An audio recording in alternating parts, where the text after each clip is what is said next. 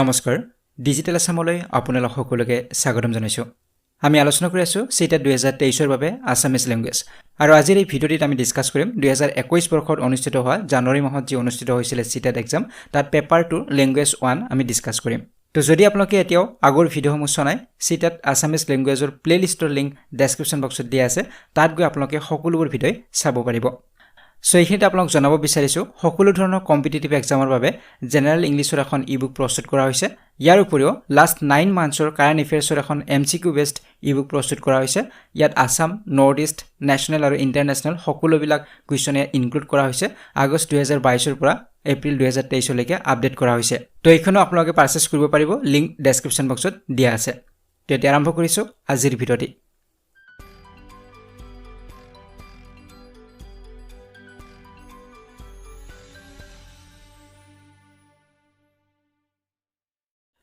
so আমি directly question পেপাৰৰ পৰা ডিসকাস কৰিম প্ৰশ্নসমূহ সো 2021 বৰ্ষৰ পেপাৰ 1 ৰ ল্যাঙ্গুৱেজ 1 আৰু ল্যাঙ্গুৱেজ 2 দুটাই আমি ডিসকাস কৰিছো আৰু তাৰ কুৱেশ্যন পেপাৰখন টেলিগ্ৰামত শেয়াৰ কৰা হৈছে আৰু আজিৰ ভিডিঅ'ত আমি ডিসকাস কৰিম পেপাৰ 2 ৰ ল্যাঙ্গুৱেজ 1 সেকশনটো আমি ডিসকাস কৰিম আৰু নেক্সট ভিডিঅ'ত আমি ল্যাঙ্গুৱেজ 2 খিনি ডিসকাস কৰিম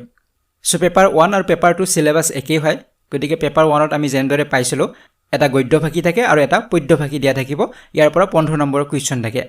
গতিকে আমি গদ্যভাষী আৰু পদ্যভাষী আমি ডিসকাস নকৰো কাৰণ ইয়াত আপোনালোকে দেখিছে গদ্যভাষীটো আৰু ইয়াৰ পৰা আপোনালোকে উত্তৰবিলাক উলাব পাৰিব বেছি টান নহয় দুই এটা গ্ৰামাৰৰ কুৱেশ্যন থাকে আৰু গ্ৰামাৰখিনি আমি যেহেতু সেপাৰেটলি ডিসকাস কৰি আছো তাৰ লগতে আমি কুৱেশ্যনখিনি ডিসকাস কৰিম গ্ৰামাৰৰ যিখিনি কুৱেশ্যন আছে আৰু বাকিখিনি আপোনালোকে গদ্যভাষী পঢ়ি তাৰ পৰা এনসাৰটো আপোনালোকে পাবই গদ্যভাষীত উল্লেখ কৰা আছে গতিকে এটা গদ্যভাষী আছে আৰু এটা পদ্যভাষী আছে গতিকে গদ্যভাষীৰ পৰা এটা বা দুটা গ্ৰামাৰৰ কুৱেশ্যন থাকিব আৰু পদ্যভাষীৰ পৰা এটা বা দুটা গ্ৰামাৰৰ কুৱেশ্যন থাকিব আৰু গ্ৰামাৰখিনি আমি সেপাৰেটলি ডিসকাস কৰি আছো তাতে আমি কুৱেশ্যনবিলাকো ডিসকাস কৰিম তো আমি ডাইৰেক্টলি যিখিনি পেডাগজি কুৱেশ্যন আছে 15টা পেডাগজি কুৱেশ্যন থাকে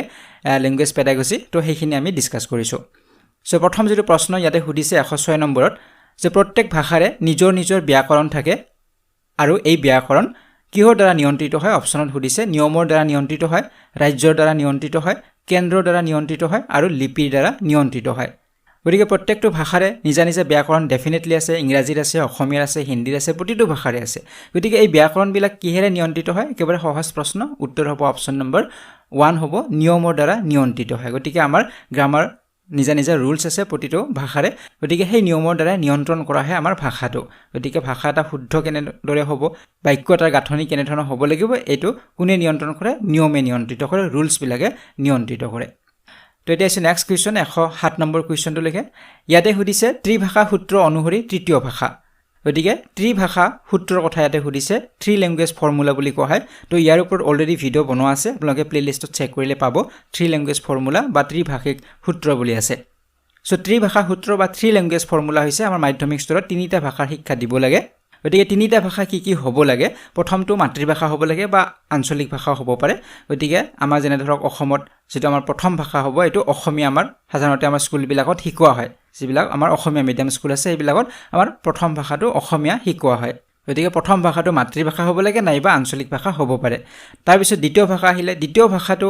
যিবিলাক আমাৰ হিন্দীভাষী ৰাজ্য আছে তাৰ কাৰণে বেলেগ হয় আৰু যিবিলাক হিন্দীভাষী ৰাজ্য নহয় তাৰ কাৰণে বেলেগ হয় গতিকে আমি যদি অসমৰ কথা কওঁ আমাৰ অসমটো হিন্দীভাষী নহয় আমাৰ ইয়াত অসমীয়া কয় গতিকে সেইভাবে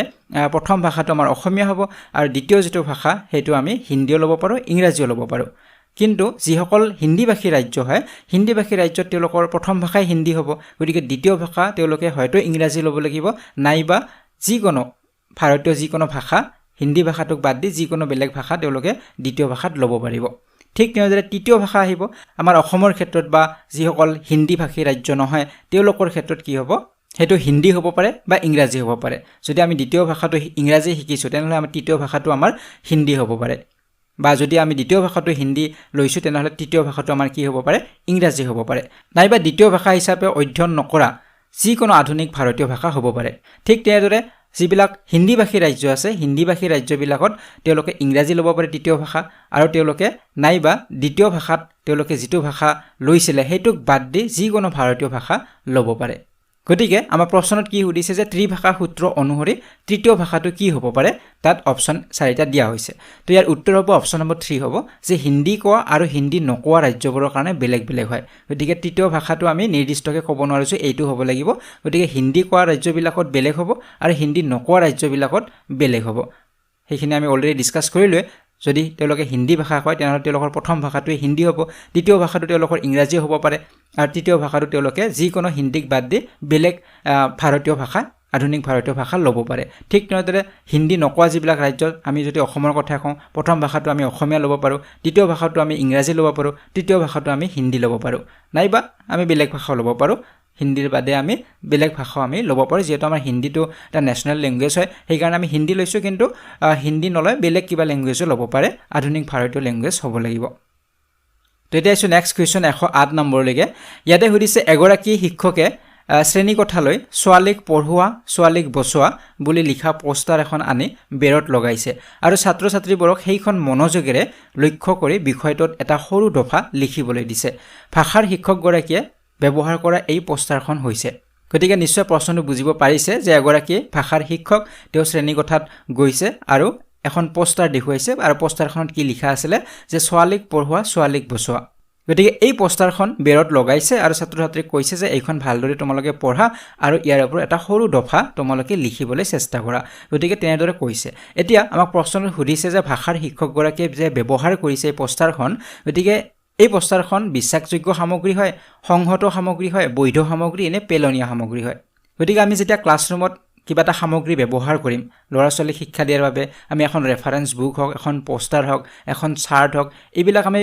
ব্যৱহাৰ কৰিব পাৰোঁ আমি ক্লাছৰুমত ল'ৰা ছোৱালী যাতে বুজাত সুবিধা হয় তাৰ বাবে গতিকে এই যিবিলাক আমি সামগ্ৰী ব্যৱহাৰ কৰিম এইবিলাক সদায় বিশ্বাসযোগ্য হোৱা উচিত আমি কেতিয়াবা নিউজ পেপাৰৰ এখন কাটিং ব্যৱহাৰ কৰিব পাৰোঁ নিউজ পেপাৰৰ কিবা এটা আমি কাটি সিহঁতক দেখুৱাব পাৰোঁ গতিকে নিউজ পেপাৰত যিখিনি কথা লিখা আছে আমি সেইখিনি কি হয় বিশ্বাসযোগ্য হয় আমি সেয়া বিশ্বাস কৰোঁ যে তাত যিখিনি তথ্য দিয়া আছে তথ্যখিনি শুদ্ধ বুলি আমাৰ এটা বিশ্বাস আছে ঠিক তেনেদৰে আমাৰ চৰকাৰী যিবিলাক বুকছ আছে সেই বুকছত যিবিলাক তথ্য দিয়া আছে সেইবিলাক আমি বিশ্বাসী বুলি ভাবোঁ বিশ্বাসযোগ্য সামগ্ৰী বুলি আমি ভাবোঁ গতিকে সদায় আমি যেতিয়া ল'ৰা ছোৱালীক ৰেফাৰেন্স হিচাপত কিবা এটা দেখুৱাম সিহঁতক কিবা এখন পোষ্টাৰ দেখুৱাম বা এখন কিতাপৰ কথা ক'ম সদায় সেইখন কি হ'ব লাগিব বিশ্বাসযোগ্য হ'ব লাগিব অথেন্টিক হ'ব লাগিব যাতে ল'ৰা ছোৱালী ভুল শিক্ষা নাপায় গতিকে ছোৱালীক পঢ়োৱা ছোৱালীক বচোৱা এইটো এটা শ্লোগান হয় আপোনালোকে জানে এৱাৰনেছ এটা ক্ৰিয়েট কৰা হৈছে আৰু চৰকাৰীভাৱে ক্ৰিয়েট কৰা হৈছে গতিকে এইখন চৰকাৰৰ দ্বাৰা প্ৰচাৰিত হয় আৰু এইখন আমি বিশ্বাসযোগ্য বুলি ধৰিব পাৰোঁ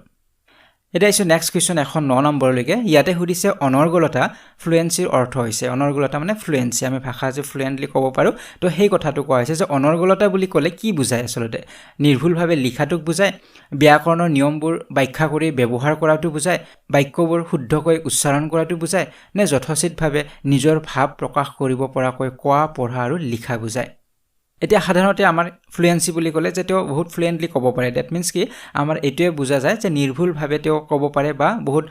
খৰকৈ তেওঁ ক'ব পাৰে সেইটোকে আমি ফ্লুৱেণ্টলি কোৱা বুলি কওঁ বা ফ্লুৱেন্সি বুলি কওঁ যে তেওঁৰ ভাষাৰ ক্ষেত্ৰত ফ্লুৱেন্সি আছে কিন্তু আমি পেডাগজিৰ ক্ষেত্ৰত যদি আমাৰ ফ্লুৱেন্সিৰ কথা সোধে তেনেহ'লে ফ্লুৱেন্সি মানে হ'ব অপশ্যন নম্বৰ 4 যে যথোচিতভাৱে নিজৰ ভাৱ প্ৰকাশ কৰিব পৰাকৈ ক'ব পাৰিব লাগিব পঢ়িব পাৰিব লাগিব আৰু লিখিব পাৰিব লাগিব গতিকে তেওঁ মনৰ যিটো ভাৱ তেওঁৰ আছে যিকোনো এটা বিষয় লৈ তেওঁৰ মনৰ যিখিনি ভাৱ আছে সেই ভাৱখিনি তেওঁ ফুটাই ক'ব পাৰিব লাগিব বা সেই ভাৱখিনি তেওঁ প্ৰকাশ কৰিব পাৰিব লাগিব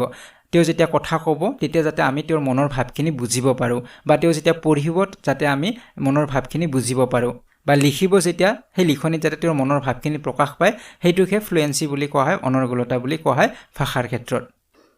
সো এতিয়া আছোঁ নেক্সট কুৱেশ্যন 110 নম্বৰলৈকে ইয়াতে সুধিছে পঠনৰ ঊৰ্ধ্বগামী বটম আপ পদ্ধতিৰ ক্ৰমটো বাছি উলিয়া গতিকে বটম আপ এপ্ৰ'চ আৰু টপ ডাউন এপ্ৰ'চ বুলি দুটা এপ্ৰ'চ আমি পাইছিলোঁ পঠনৰ ক্ষেত্ৰত তো পঠনৰ যিটো বটম আপ যিটো পদ্ধতি হয় সেই পদ্ধতি ইয়াতে দিয়া হৈছে গতিকে ইয়াত আমি ক্ৰমটো বাছি উলিয়াব লাগিব ক্ৰমত আমি সজাব লাগিব ইয়াত আছে ধ্বনি অক্ষৰ বাক্য শব্দ আৰু আখৰ বা বৰ্ণ গতিকে কোনটো তলৰ পৰা ওপৰলৈকে আহিব গতিকে বটম আপ পদ্ধতি ঊৰ্ধ্বগামী হ'ব তলৰ পৰা ওপৰলৈকে আহিব সেইটো আমি ইয়াত ওলাব লাগিব গতিকে আমি ধ্বনি সম্পৰ্কে ডিসকাস কৰিছোঁ গতিকে ভাষা এটা শিকাৰ প্ৰথম যেটো ষ্টেপ হেতু হৈছে ধ্বনি গতিকে ধ্বনিটো প্ৰথমে আহে আমি ধ্বনিবিলাক প্ৰথমে উচ্চাৰণ কৰিবলৈ লওঁ সৰু শিশু এতিয়া প্ৰথমতে বৰ্ণ ক'ব নোৱাৰে প্ৰথমে বাক্য ক'ব নোৱাৰে ইহঁতে প্ৰথমে সেই ধ্বনিবিলাক উচ্চাৰণ কৰে আমি মুখেৰে যি উচ্চাৰণ কৰোঁ সেয়াই হৈছে ধ্বনি আৰু এই ধ্বনিবিলাক উচ্চাৰণ কৰাৰ পিছত তেতিয়া আহিব আখৰ বা বৰ্ণ আমি অ আ হ'ব পাৰে ক খ হ'ব পাৰে এইবিলাক আখৰ বা বৰ্ণবিলাক তাৰ পৰৱৰ্তী সময়ত আহিব আৰু এই আখৰ বৰ্ণবিলাকৰ পিছত আমাৰ আহিব অক্ষৰ মানে ইংৰাজীত আমি যাক সিলেবল বুলি কওঁ যেনে চাকৰি বুলি ক'লে কিমানটা ইয়াত অক্ষৰ বা সিলেবল থাকিব সা এটা ক এটা আৰু ৰি গতিকে তিনিটা ইয়াত অক্ষৰ আছে গতিকে অক্ষৰ আৰু বৰ্ণ বেলেগ বেলেগ হয় গতিকে প্ৰথম আমাৰ ধ্বনি আহিলে তাৰ পিছত আখৰ বা বৰ্ণ তাৰ পিছত আমাৰ অক্ষৰ আহিব তাৰ পিছত ডেফিনেটলি শব্দৰ পিছত আমাৰ বাক্য আহিব গতিকে আমি যদি এনে ধৰণে ক্ৰমত সজাও তেনেহলে আমাৰ উত্তৰ হ'ব অপচন নম্বৰ 3 হ'ব প্ৰথমতে এ আহিব ধ্বনি তাৰ পিছত ই মানে আখৰ বা বৰ্ণ তাৰ পিছত বি আহিব অক্ষৰ তাৰ পিছত ডি আহিব শব্দ আৰু তাৰ পিছত সি বাক্য সো এতিয়া আছে নেক্সট কোৱেশ্চন 111 নম্বৰলৈকে ইয়াতে সুধিছে ভাষা আহৰণৰ সামাজিক আদান প্ৰদানৰ সূত্ৰৰ ভিত্তিত কৰা উক্তিটো হৈছে গতিকে ভাষা আহৰণৰ সামাজিক আদান প্ৰদান এই বিষয়ে আমি আগৰ ভিডিঅ'ত ডিসকাস কৰিছিলো সো সামাজিক আদান প্ৰদান মানে সোশ্যাল ইন্টাৰেকশনৰ জৰিয়তে এটা ভাষা শিকে এই কথাষাৰ কোনে কৈছিলে ভাইগটস্কিয়ে কৈছিলে গতিকে এই কথাষাৰৰ ওপৰত ভিত্তি কৰি তলত কেইটামান ষ্টেটমেন্ট দিয়া হৈছে আৰু ইয়াৰ কোনটো শুদ্ধ হ'ব হেতু হল প্ৰশ্ন গতিকে ইয়াৰ উত্তৰটো হ'ব অপচন নম্বৰ 4 হ'ব যে আনৰ হৈতে অৰ্থোদ্ধাৰ আৰু আলোচনাৰ সুবিধা পালে ভাষা শিকাৰুৱে ভাষা শিকিব পাৰে গতিকে এটা আমাক কি কৈছিলে যে সামাজিক আদান প্ৰদানৰ জৰিয়তে ভাষা শিকে মানে লৰাছলি যিমানে সামাজিক আদান প্ৰদান কৰিব যিমানে সোশ্যাল হ'ব লৰাছলি সিমানে সহজতে বা সোনকালে ভাষা এটা আয়ত্ত কৰিব পাৰে কাৰণ আমি যদি ঘৰতে বহি থাকো শিশু এটিক যদি আমি সদায় ঘৰৰ ভিতৰত আবদ্ধ কৰি ৰাখো বাহিৰত যদি ওলাব নোৱাৰে সামাজিক যদি নহয় সামাজিক আদান প্ৰদান নহয় তেনেহলে সেই শিশুটিয়ে ভাষা এটা আয়ত্ত কৰিব নোৱাৰিব গতিকে সামাজিক আদান প্ৰদানৰ জৰিয়তে ভাষা আমাৰ শিকিব পাৰে গতিকে সেই ক্ষেত্ৰত আমাৰ এই উক্তিটো শুদ্ধ হ'ব কাৰণ আনৰ হৈতে যদি আমি অৰ্থ উদ্ধাৰ কৰো তেতিয়া হ'ব আৰু আলোচনা যেতিয়া কৰিম আন মানুহৰ হৈতে আন লৰাছলিৰ হৈতে সমনীয়াৰ হৈতে যেতিয়া আলোচনা কৰা হ'ব যেতিয়া কথা পতা হ'ব কনভাৰসেচন হ'ব তেতিয়াই শিকাৰুৱে ভাষা এটা শিকিব পাৰিব সহজতে আমি শিকিব পাৰো গতিকে আমি ইংৰাজী ভাষাৰ ক্ষেত্ৰতো আমি যদি ইংৰাজী কোৱা মানুহ এজনৰ সংগত সদায় থাকো বা তেনেধৰণৰ আমি এটা পৰিবেশত আছো য'ত সদায় ইংৰাজী কথাৰ কনভাৰসেচন হৈ থাকে সেই ঠাইত থাকিলে আমিও সদায় কতে শুনতে সেই ভাষাটো আমি ক'ব পৰা হওঁ সেই ভাষাটো আমি শিকিব পাৰিম গতিকে আনৰ হৈতে অৰ্থোদ্ধাৰ বা আলোচনাৰ সুবিধা পালে শিকাৰুৱে ভাষা এটা শিকিব পাৰে সহজতে এটা আছে নেক্সট কোৱেশ্চন 112 নম্বৰ কোৱেশ্চনলৈকে ইয়াতে সুধিছে এক উপদক্ষতা হিচাপে অনুমান প্ৰেডিকচন তলত দিয়া কোনটোৰ হৈতে জড়িত গতিকে ইয়াত অনুমান বা প্ৰেডিকচনৰ কথা সুধিছে যে আমি তলৰ কোনটোৰ ক্ষেত্ৰত আমি প্ৰেডিকচন কৰো এটা উপদক্ষতা হিচাপে আমি প্ৰেডিকচন কৰো বা অনুমান কৰো খচৰা প্ৰস্তুতকৰণৰ ক্ষেত্ৰত সাৰাংশকৰণৰ ক্ষেত্ৰত টকা তৈয়াৰ কৰাৰ ক্ষেত্ৰত নে পঠনৰ ক্ষেত্ৰত তো ইয়াৰ উত্তৰ হ'ব অপচন নম্বৰ 4 হ'ব পঠনৰ ক্ষেত্ৰত গতিকে পঠনৰ ক্ষেত্ৰত আমি উপদক্ষতা হিচাপে অনুমান আমি কৰো প্ৰেডিকচন আমি কৰো আমি যেতিয়া পঢ়িম আমি যেতিয়া পঠন কৰিম আমি যেতিয়া এটা ভাষা আয়ত্ত কৰিব পাৰিছো ভাষাটোৰ আমি শব্দ অৰ্থ বা বাক্যৰ গাঁথনি এইবিলাক আমি যেতিয়া জানিব পাৰিম তেতিয়া আমি যেতিয়া পঢ়ি গৈ থাকিলে তাৰ মাজত যদি এটা শব্দ মিসিং হৈ থাকে তথাপি আমি এটা অনুমান কৰিব পাৰো যে এই ঠাইত কি এটা শব্দ হ'ব পাৰে গতিকে এটা যদি আমাৰ প্যাৰাগ্ৰাফ দিয়া আছে আৰু সেই প্যাৰাগ্ৰাফটোত মাজে মাজে দুই এটা শব্দ আমাৰ কি হৈছে মিসিং হৈ আছে সেই শব্দকিটা নাই তথাপি আমি গোটেই প্যাৰাগ্ৰাফটো পঢ়ি যদিও সেই শব্দকিটা নাই তথাপি আমি এটা অনুমান কৰিব পাৰিম যে সেই ঠাইত কি হ'ব লাগিছিল বা গোটেই সাৰাংশটো আমি এটা অৰ্থ বুজিব পাৰিম গতিকে আমি পঠনৰ ক্ষেত্ৰত কি কৰো আমাৰ উপদক্ষতা হিচাপে আমি অনুমান কৰো বিভিন্ন ক্ষেত্ৰত আমি প্ৰেডিকচন কৰো যে ইয়াত এইটো হ'ব লাগিছিল বা কেতিয়াবা মাজত এটা ভুল থাকিলে আমি ভুলটো লগে ধৰিব পাৰো যে এইটো বাক্যটো মিলা নাই ইয়াত এইটোহে হ'ব লাগিছিল গতিকে আমি অনুমান কৰিব পাৰো আৰু এইটো উপদক্ষতা হিচাপে আমি ব্যৱহাৰ কৰো গতিকে ইয়াত উত্তৰ হ'ব অপচন নম্বৰ 4 হ'ব সো এটা নেক্সট কোৱেশ্চনলৈকে আহিছো 113 নম্বৰ কোৱেশ্চন ইয়াতে সুধিছে শিক্ষাৰ্থীয়ে যেতিয়া ভাল চাকৰি পোৱাৰ উদ্দেশ্যৰে ভাষা এটা শিকে তেতিয়া ভাষাটো শিকাৰ প্ৰেৰণা হয় যে শিক্ষাৰ্থী এগৰাকীয়ে ভাল এটা চাকৰি পাব সেই উদ্দেশ্যৰে ভাষা এটা শিকিছে যে এই ভাষাটো যদি মই শিকো তেনেহলে এটা ভাল চাকৰি পাম গতিকে হেতু বাবে হেতু ভাষা শিকিছে গতিকে ভাষা শিকাৰ যেটো প্ৰেৰণা তো পাইছে এই প্ৰেৰণাটো কি হেতু হল প্ৰশ্ন যে অন্তৰ্নিহিত বা আন্তৰিক ইন্ট্ৰিনসিক হয় বাহ্যিক হয় এক্সট্ৰিনসিক হয় নে চাকৰি কেন্দ্ৰিক হয় নে অহংভাৱ কেন্দ্ৰিক হয় তো আমি ইন্ট্ৰিনসিক আৰু এক্সট্ৰিনসিক প্ৰেৰণাৰ কথা আমি অলৰেডি ডিসকাস কৰিছিলো মোটিভেশনৰ কথা আমি ডিসকাস কৰিছিলো 6 শিডিউল ডেটত গতিকে যি সকলে সেই ভিডিওবিলাক চাইছিলে নিশ্চয় আপোনালোকে পাৰিব এনসাৰটো কি হ'ব গতিকে মোটিভেশন বুলি ক'লে দুই ধৰণৰ মোটিভেশন এটা হৈছে ইন্ট্ৰিনসিক এটা হৈছে এক্সট্ৰিনসিক বাহ্যিক আৰু আভ্যন্তৰীণ গতিকে বাহ্যিক যেটো মোটিভেশন হয় হেতু সদায় বাহ্যিক কিছুমান কাৰকৰ ফলত হয় যেনে এটা ভাল চাকৰি পাম সেই কাৰণে আমি পঢ়া-শুনা কৰিছো বা যদি মই ক্লাছত ফাৰ্স্ট হ'ব পাৰো তেনেহলে মোক এটা মোবাইল ফোন দিব গতিকে হেতুৰ বাবে মই ক্লাছত ফাৰ্স্ট হৈছো গতিকে সেই যেটো মোটিভেশন মই পাইছো হেতু বাহ্যিক হয় কিন্তু ইন্ট্ৰিনসিক যেটো মোটিভেশন হ'ব যেটো আভ্যন্তৰীণ হ'ব হেতু আমাৰ মনৰ ভিতৰৰ পৰা আহিব আৰু তাত আমাৰ কোনো বাহ্যিক কাৰক নাথাকে আৰু আমি যেতিয়া হেতু কৃতকাৰ্য হ'ব পাৰিম তেতিয়া আমাৰ মনটোৱে কি পাব আনন্দ পাব আমি মনৰ আনন্দৰ বাবে সেই কামটো কৰো গতিকে হেতু হ'ব ইন্ট্ৰিনসিক হ'ব যে ভাল ফলাফল পালে মোৰ মনটো হেপি হ'ব মই কোনো বাহ্যিক কাৰকৰ বাবে কোনো মোবাইল বা সাইকেল বা কোনো কাৰকৰ বাবে মই মোটিভেশন পোৱা নাই মই মোটিভেশন পাইছো যে মোৰ মনটোৱে বিচাৰিছে আৰু মনটোৱে যেতিয়া মই সাকসেস হ'ব পাৰিম এচিভমেন্ট পাম তেতিয়া মোৰ মনটো আনন্দিত হ'ব গতিকে হেতু বাবেহে মই কৰিছো তেতিয়া হলে হেতু ইন্ট্ৰিনসিক হ'ব আৰু পুৰস্কাৰ হওক পানিশমেন্ট হওক এইবিলাকৰ কাৰণে যিবিলাক আমাৰ প্ৰেৰণা আমি পাও সেইবিলাক সকলোবিলাক এক্সট্ৰিনসিক হয় বাহ্যিক হয় গতিকে এই প্ৰশ্নটো যদি আমি চাও যে কিয় ভাষা এটা শিকিব বিচাৰিছে চাকৰিৰ বাবে গতিকে এইটো আভ্যন্তৰীণ নহয় এইটো কাৰকটো বাহ্যিক কাৰক হয় গতিকে উত্তৰ হ'ব অপচন নম্বৰ 2 হ'ব বাহ্যিক এটা ইজ নেক্সট কোৱেশ্চন 114 নম্বৰলৈকে ইয়াতে সুধিছে ভাষাৰ শ্ৰেণীকোঠা এটাত ছাত্ৰ-ছাত্ৰীক তলত দিয়া কোনটোৰ সুবিধা দিয়াটো আটাইতকৈ গুৰুত্বপূৰ্ণ যে ভাষাৰ শ্ৰেণীকোঠা এটা তাত ছাত্ৰ-ছাত্ৰীসকলক কোনটো সুবিধা সকলোতকৈ বেছি আমি গুৰুত্বপূৰ্ণ হয় কোনটো সুবিধা দিব লাগিব সকলোতকৈ বেছি গুৰুত্বপূৰ্ণ হয় যে মূল্যায়ন কৰা অনুকৰণ কৰা ভাৱৰ আদান-প্ৰদান কৰা আৰু ভুলবোৰ কম কৰা গতিকে যেহেতু ক্লাছৰুমটো ভাষাৰ ক্লাছৰুম হয় ভাষাৰ শিক্ষা দিয়া হ'ব গতিকে ডেফিনেটলি তাত ভাৱৰ আদান-প্ৰদান কৰিব লাগিব যিমানে ভাৱৰ আদান-প্ৰদান হ'ব ল'ৰা-ছোৱালীৰ মাজত হিমানে হিহঁতৰ কনভাৰসেচনো হ'ব আৰু কনভাৰসেচনৰ জৰিয়তে হিহঁতে ভাৱৰ আদান-প্ৰদান কৰিব কথোপকথনৰ জৰিয়তে আৰু তাৰ ফলত হিহঁতে ভাষা কোৱাৰ সুবিধা বহুত পাব কাৰণ শিক্ষকগৰাকীয়ে যদি অকল কৈ থাকে হিহঁতক যদি ভাষা এটা ক'বলৈ দিয়া নহয় তেনেহ'লে হিহঁতে ভাষা কেতিয়াও ক'ব নোৱাৰিব বা হিহঁতে সেই তাৰ ব্যৱহাৰবিলাক নিহিকিব ক'ত কেতিয়া কোনটো বাক্য কোনটো শব্দ ব্যৱহাৰ কৰিব লাগে সেইবিলাক বুজিব নোৱাৰিব গতিকে হিহঁতক যেতিয়া আমি ভাৱৰ আদান-প্ৰদান কৰিবলৈ দিম হিমানে যিমান হিহঁতক বেছি সুবিধা দিম হিমানে হিহঁতে সহজতে বা সোনকালে ভাষা এটা আয়ত্ত কৰিব পাৰিব গতিকে উত্তৰ হ'ব অপচন নম্বৰ 3 হ'ব এটা আছে 115 নম্বৰ কোৱেশ্চনটোলৈকে ইয়াতে সুধিছে ভাষাৰ সমাৱেশী বা সামগ্ৰিক শ্ৰেণীকোঠাত ইনক্লুসিভ ক্লাছৰুম এটাত পঢ়ুৱাতে শিক্ষকগৰাকীয়ে কি কৰা উচিত গতিকে ইনক্লুসিভ ক্লাছৰুম এটাত যেতিয়া পঢ়াব এগৰাকী শিক্ষকে তেতিয়া শিক্ষকগৰাকীয়ে কি কৰিব লাগিব ইনক্লুসিভ ক্লাছৰুম মানে এনেকুৱা এটা ক্লাছৰুম য'ত সকলো ধৰণৰ ল'ৰা-ছোৱালী আছে আমাৰ সাধাৰণ ল'ৰা-ছোৱালীবিলাকো আছে তাত আৰু বিশেষভাৱে সক্ষম ল'ৰা-ছোৱালীবিলাকো আছে কোনোবা হয়তো কাণেৰে কম শুনে কোনোবা হয়তো চকুৰে কম দেখে এনে ধৰণৰ ল'ৰা-ছোৱালীবিলাকো তাত আছে গতিকে এনেকুৱা ধৰণৰ সামগ্ৰিক বা সমাৱেশী যদি ক্লাছৰুম হয় তেনেহ'লে শিক্ষকগৰাকীয়ে তলৰ কোনটো কৰা উচিত হ'ব গতিকে ইনক্লুসিভ ক্লাছৰুমৰ ক্ষেত্ৰত উত্তৰ হ'ব ইয়াতে অপচন নম্বৰ 2 হ'ব যে শিক্ষণৰ বিভিন্ন কৌশল ব্যৱহাৰ কৰি ছাত্ৰ-ছাত্ৰীবোৰক সহায় কৰা উচিত কাৰণ শিক্ষণৰ আমি বিভিন্ন কৌশল ব্যৱহাৰ কৰিব পাৰো আৰু ইয়াত বিভিন্ন কৌশল ব্যৱহাৰ কৰিবও লাগিব কাৰণ শাৰীৰিকভাৱে সকলোবিলাক একে নহয় কাৰণ ইয়াত বিশেষভাৱে সক্ষম ল'ৰা-ছোৱালীও থাকিব বা কাৰোবাৰ আইকিউ বেছি হ'ব কাৰোবাৰ কম হ'ব গতিকে এই ল'ৰা-ছোৱালীবিলাক শিক্ষা দিব লাগিব এটা ক্লাছৰুমত হিহঁতে থাকিব লাগিব হিহঁতক আমি কেতিয়াও সেপাৰেট কৰিব নোৱাৰো হিহঁতক আমি বিশেষ শ্ৰেণীৰ ব্যৱস্থা কৰিব নোৱাৰো বিশেষ শিক্ষকৰ ব্যৱস্থা কৰিব নোৱাৰো হিহঁতক আমি সেপাৰেট কৰিব নোৱাৰিম জেনেৰেল যি ক্লাছৰুম আছে সেই ক্লাছৰুমতে আমি সকলোকে শিকাব লাগিব আৰু হিহঁতক কেতিয়াও আমি এইটো অনুভৱ কৰিবলৈ দিব নালাগিব যে হিহঁত আনতকৈ পৃথক হয় গতিকে সেই কাৰণে আমি সেই বিশেষভাৱে সক্ষম ল'ৰা-ছোৱালীবিলাকক একেটা ক্লাছৰুমতে পঢ়াব লাগিব আৰু এই ক্ষেত্ৰত শিক্ষকগৰাকীয়ে বিভিন্ন কৌশল ব্যৱহাৰ কৰিব লাগিব যাতে প্ৰতিজন শিক্ষাৰ্থীয়ে ভালদৰে শিকিব পাৰে বিশেষভাৱে সক্ষম জনও পাৰে আৰু সাধাৰণ যিখিনি ল'ৰা-ছোৱালী আছে সেইখিনিও পাৰে গতিকে বিভিন্ন কৌশল ব্যৱহাৰ কৰি ল'ৰা-ছোৱালীবিলাকক শিকোৱা উচিত হ'ব এটা আছে নেক্সট কোৱেশ্চন 116 নম্বৰলৈকে ইয়াতে সুধিছে ভাষা সক্ষমতা বা কুশলতাৰ কাৰণে তলত উল্লেখ কৰা কোনটো আটাইতকৈ গুৰুত্বপূৰ্ণ যে ভাষা সক্ষমতা বা কুশলতাৰ কাৰণে কোনটো আটাইতকৈ গুৰুত্বপূৰ্ণ হ'ব যে শুদ্ধ উচ্চাৰণৰ সৈতে পঢ়া পাঠ্যপুথিৰ পাঠবোৰ শেষত দিয়া পাঠ অনুশীলনবোৰ কৰা সঠিকতা আৰু অনৰ্গলতা বৃদ্ধি কৰা কম দামী অথবা বিনামূলীয়া শিক্ষণ সামগ্ৰী ব্যৱহাৰ কৰা গতিকে ইয়াত ভাষা সক্ষমতাৰ কথা কৈছে গতিকে ভাষা সক্ষমতাৰ ক্ষেত্ৰত আমাৰ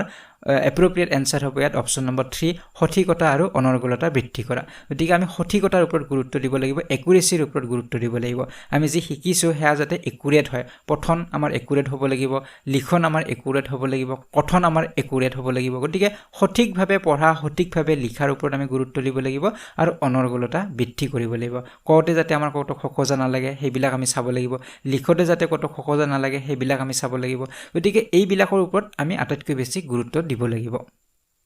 এটা আছে নেক্সট কোৱেশ্চন 117 নম্বৰলৈকে ইয়াতে সুধিছে এজন সফল ভাষাৰ শিক্ষকে যেজন সফল ভাষাৰ শিক্ষকে তলৰ কোনটো কাম কৰে হেতু হল প্ৰশ্ন প্ৰথমত কৈছে যে শিক্ষকৰ কথন সময় বৃদ্ধি কৰে শিক্ষাৰ্থীৰ কথন সময় বৃদ্ধি কৰে শিক্ষাৰ্থীৰ কথন সময় হ্ৰাস কৰে গটত কৰা কাম আৰু যুটীয়াভাৱে কৰা কাম কম কৰে তো এতিয়া ভাষাৰ শিক্ষকগৰাকীয়ে কি কৰিব যে শিক্ষাৰ্থীৰ যি কথন সময় বৃদ্ধি কৰিব অপচন নম্বৰ 2 হ'ব ইয়াৰ শুদ্ধ উত্তৰ কাৰণ আমি বাৰে বাৰে কৈছো ভাষা এটা শিকিব লাগিলে কথোপকথনৰ যথেষ্ট প্ৰয়োজন হয় কনভাৰসেচনৰ যথেষ্ট প্ৰয়োজন হয় ভাৱৰ আদান প্ৰদানৰ যথেষ্ট প্ৰয়োজন হয় গতিকে শিক্ষাৰ্থীৰ কথনৰ যেটো সময় কোৱাৰ যেটো সময়টো বৃদ্ধি কৰিব যিমানে হিয়তক ক'বলৈ সুবিধা দিব হিমানে হিয়তে ভালদৰে বা সহজতে সোনকালে ভাষাটো শিকিব পাৰিব গতিকে সেই কাৰণে option number 2 is the right answer এতিয়া 118 নম্বৰ প্ৰশ্নটোলৈকে সিয়াতে সুধিছে অক্ষৰ ছপা সমৃদ্ধ পৰিৱেশ ব্ল্যাঙ্ক আৰু ব্ল্যাঙ্ক অবিচ্ছেদ্য অংগ গতিকে ইয়াত খালি ঠাই পূৰ কৰিবলৈ দিয়া হৈছে খালি ঠাই দুটা খালি ঠাই আছে গতিকে ইয়াত কি হ'ব বিদ্যালয় শ্ৰেণীকোঠা পঠন নিজস্ব সাক্ষৰতা ভাষা নিজস্ব সমপৰ্যায় বা সহপাঠী গতিকে ইয়াত কোনটো এপ্ৰোপ্ৰিয়েট হ'ব সো অক্ষৰ ছপা সমৃদ্ধ পৰিৱেশ মানে এনেকুৱা এটা পৰিৱেশ যত অক্ষৰৰ বিষয়ে চৰ্চা হৈ থাকিব বা যত ছপা সমৃদ্ধ পৰিৱেশ থাকিব যিকোনো ভাষা সম্পৰ্কীয় যিবিলাক কথা আমাৰ লিখা থাকিব বা তেনে ধৰণৰ বুকছ হ'ব পাৰে গতিকে হেনে ধৰণৰ পৰিৱেশৰ অবিচ্ছেদ্য অংগ কোনটো হেতু হল প্ৰশ্ন উত্তৰ হ'ব অপচন নম্বৰ 3 হ'ব সাক্ষৰতা আৰু ভাষা হ'ব গতিকে অক্ষৰ সমৃদ্ধ পৰিৱেশ সাক্ষৰতা আৰু ভাষাৰ অবিচ্ছেদ্য অংগ এটা ভাষা শিকিব লাগিলে আমাৰ অক্ষৰ ছপা সমৃদ্ধ পৰিৱেশ লাগিব বা আমি সাক্ষৰ হ'ব লাগিলে আমাক অক্ষৰ ছপা সমৃদ্ধ এটা পৰিৱেশ লাগিব য'ত আমি সেই অক্ষৰ হওক বৰ্ণ হওক এইবিলাকৰ জ্ঞান আমি লাভ কৰিব পাৰিম তেনে ধৰণৰ এটা পৰিৱেশ আমাক লাগিব সেটাইছো নেক্সট কোৱেশ্চনটোলৈকে 119 নম্বৰ কোৱেশ্চনটোলৈকে সমল হিচাপে বহুভাষিকতাৰ অৰ্থ হৈছে যে আমি যদি বহুভাষিকতাক এটা সমল হিচাপে লওঁ বহুভাষিকতা মানে বহুকেইটা ভাষা যেতিয়া কোনো এজন ছাত্ৰৰ জ্ঞান থাকে সেই কথাটো ইয়াত কোৱা হৈছে গতিকে বহুভাষিকতাটোক আমি এটা সমল হিচাপে যদি ব্যৱহাৰ কৰোঁ কেনেদৰে ব্যৱহাৰ কৰিব পাৰিম হেতু হল প্ৰশ্ন কেইবাটাও ভাষা শিকা শিশুৰ ভাষাটোত প্ৰতিটো শব্দৰে সমাৰ্থসূচক শব্দ শিকোৱা পাঠ্যতালিকা অতিক্ৰমী ভাষা শিকোৱা শিকাৰৰ ভাষাবোৰ কৌশল হিচাপে ব্যৱহাৰ কৰা ধৰি ললো এজন ছাত্ৰৰ 2-3টা ভাষাৰ জ্ঞান আছে তেওঁ নিজৰ মাতৃভাষাৰ উপৰিও আৰু দুটা বা এটা ভাষাতেও জানে গতিকে এই যে বহুভাষিক যিজন ছাত্ৰ তেওঁ সেই বহুভাষিকতাটোক যদি আমি সমল হিচাপে লওঁ তেতিয়াহলে শিক্ষকগৰাকীয়ে কি কৰা উচিত যে শিকাৰৰ ভাষাবোৰ কৌশল হিচাপে ব্যৱহাৰ কৰিব লাগিব যাতে সেই ভাষাবোৰ পজিটিভ ক্ষেত্ৰত ব্যৱহাৰ কৰিব পাৰে তেওঁক শিকোৱাৰ ক্ষেত্ৰত যাতে হেয়া কৌশল হিচাপে ব্যৱহাৰ কৰিব পাৰে হেতু গুৰুত্ব দিব লাগিব গতিকে বহুভাষিক শ্ৰেণীকোঠাৰ বিষয়ে আমি আগত ডিসকাস কৰিছো বহুভাষিক শ্ৰেণীকোঠা মানে এটা শ্ৰেণীকোঠাত যেতিয়া বহুকেইটা ভাষাৰ ল'ৰা-ছোৱালী থাকিব তাত অসমীয়া ভাষা কোৱা ল'ৰা-ছোৱালীও আছে বা বেংগলী ভাষা কোৱা ল'ৰা-ছোৱালীও আছে বড়ো ভাষা কোৱা ল'ৰা-ছোৱালীও আছে গতিকে তেনে ধৰণৰ পৰিৱেশৰ ল'ৰা-ছোৱালীয়ে এটাতকৈ বেছি ভাষা শিকাৰ এটা সুবিধা পায় গতিকে হেয়া হৈছে বহুভাষিক শ্ৰেণীকোঠা বুলি কোৱা হয় গতিকে ইয়াত উত্তৰ হ'ব অপচন নম্বৰ 4 হ'ব